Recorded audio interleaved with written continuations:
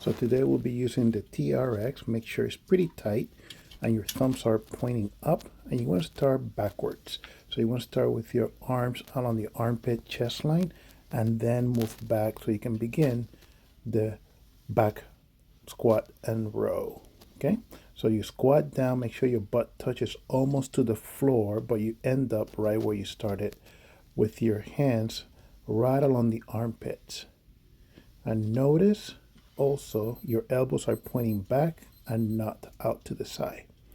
All right, next is what I call the stork. Your thumbs are pointing at each other. You're aiming towards the bottom of the anchor, and you want to feel the stretch on the hamstring and the lats working.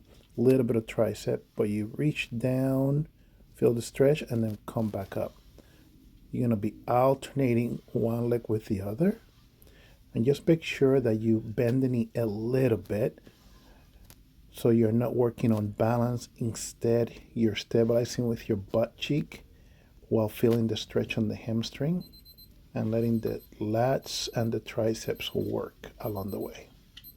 Next, you're going to put your handles together, lace your fingers, work the lats and the obliques while feeling the stretch on the other side.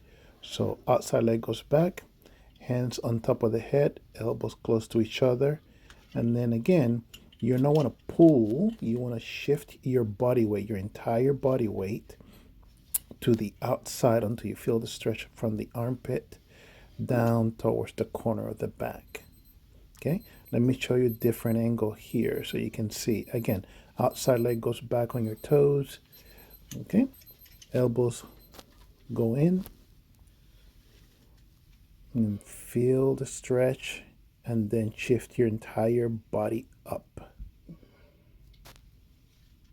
The front leg, again, make sure it's bent so you feel that good stretch. If you're not getting the stretch on the outside flank, that means either you're pulling with your arms or you might not be shifting your weight. Sometimes it's out of fear, but just make sure you feel that stretch so we know you're working your obliques. Okay, now we're going to move on to the dumbbell or kettlebell, in this case with the stepping stool. Okay, now you're going to do opposite, meaning you're going to feel the opposing sides from each other. In this case, we're going to be working your lats and your triceps a little bit, not the back of the shoulder. So if you feel it, that means that your arm is away from your ear. So you want to make sure you close that gap while you're working the inside knee muscle. We call it the VMO, all the way to the butt cheek. So kind of think inside of the knee all the way to the butt cheek. And then this move, we call it the curtsy. So you're not reaching way back, you're reaching more across behind you.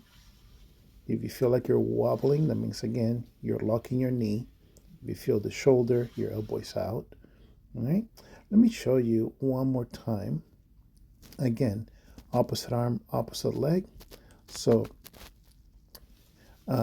now you're going to go into the side step. This time it's different. It's going to be all on the same side. So you're going to feel the stretch on the lower body.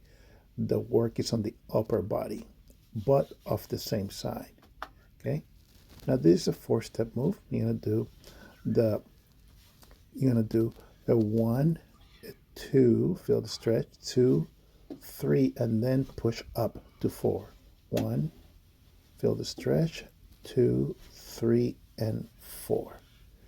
Probably the hardest part with this one is to look forward instead of down to the floor so you don't feel your low back. Okay? Give this a try. Again, 30 seconds each side and repeat.